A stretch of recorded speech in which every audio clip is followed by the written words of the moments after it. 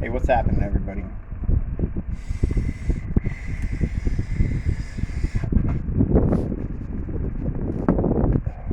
So, I've been seeing a lot of questions on a couple different pages about uh, multi-core fused claptons, meaning more than two cores, three, four, five, whatever you pick. So I thought I'd throw my hat in the ring with a quick video of how I build them.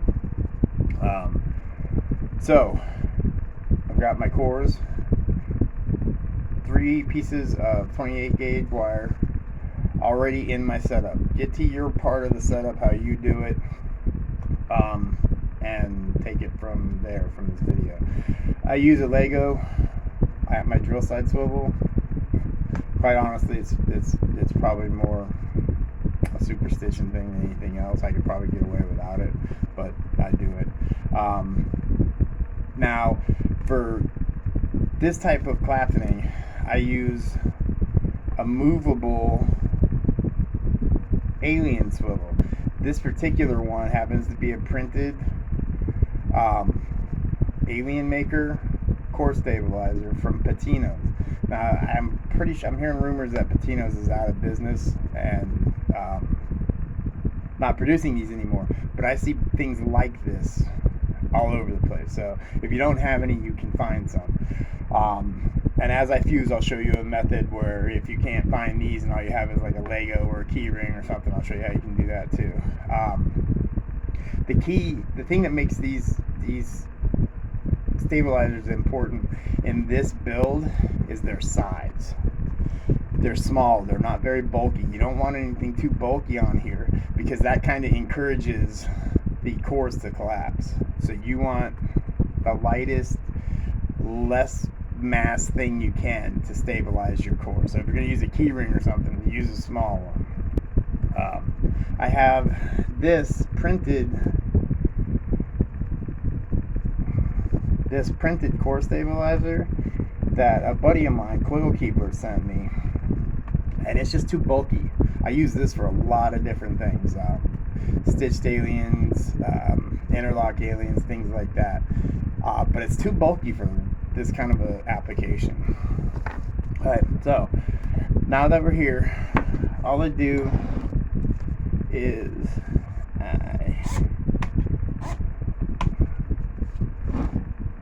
get some wire. I'm going to use a 38 gauge Nichrome 80 to fuse this, and I hand wrap it to start it.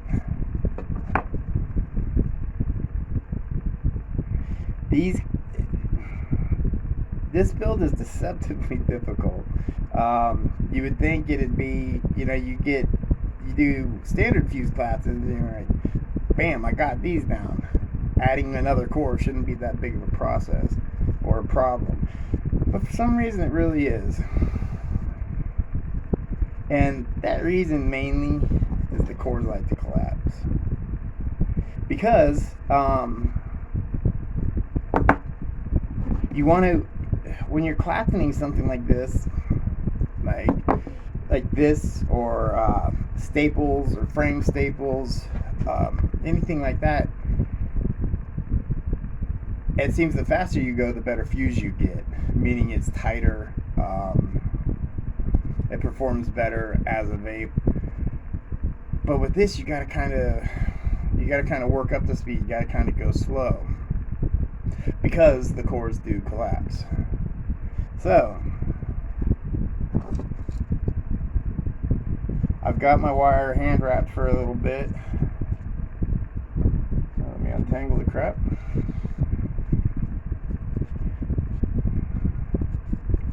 And now what I want to do is I just want to get maybe 1/8 of an inch of drill wrap on here, just to secure, just enough so I can crimp it some more, so it secures the cores a little better.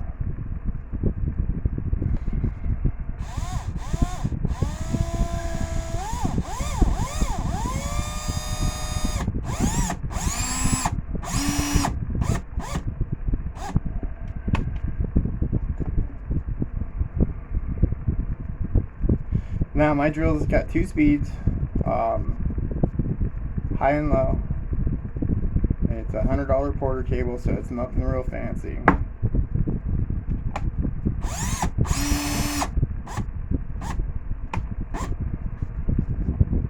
But I'm using it on low right now because the faster you spin those cores, the more tension inherently is put on the cores, and they'll want to collapse.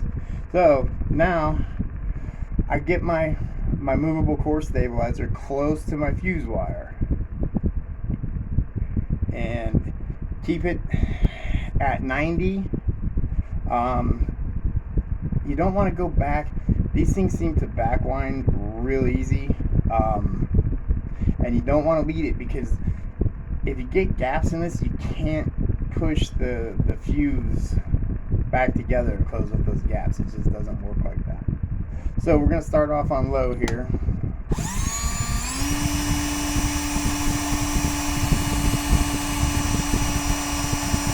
Now just keep an eye on what you're doing. Make sure it stays flat. So every once in a while, you stop.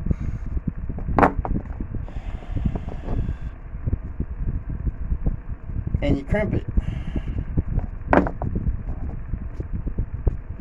Just to make sure those cores stay flat.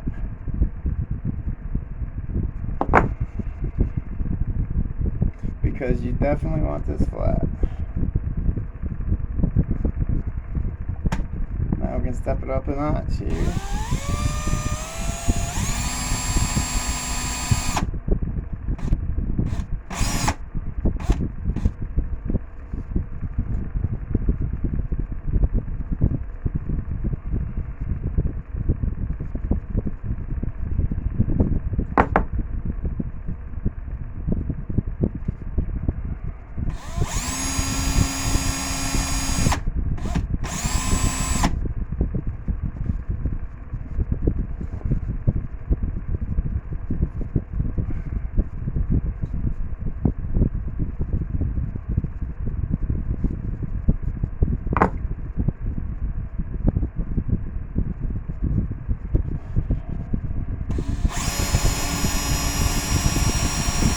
Now, I'm keeping very little pressure on my spool.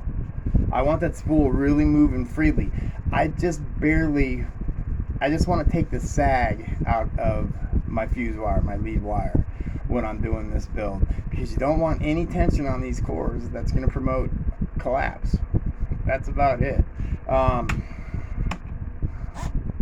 Now, if the only option you have is something like a Lego or a key ring and you have to fuse to it,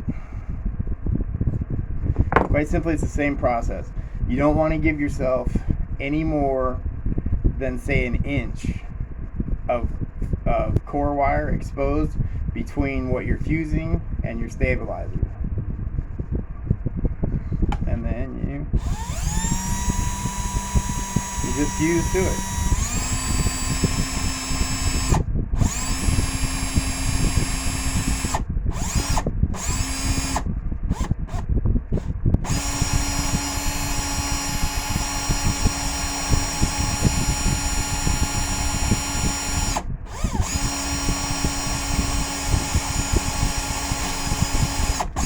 Now,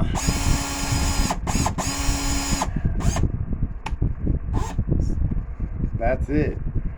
Crimp it, and you just either method, just keep continuing to do it. And practice, of course, is going to make you better at it. Here's a suggestion for you. When you're first getting into these tri-cores or multi-core fuse claptons, start with bigger gauge wire. Use a 27 gauge or a 26 gauge even, with like a 36 gauge core or a 36 gauge fuse. It makes things a lot easier just to get the feel for how you do this build. I'm not going to bore you with the whole process, but I did want to show you guys this. All right, cool. Enjoy. Hope you liked the video. Thanks. Peace.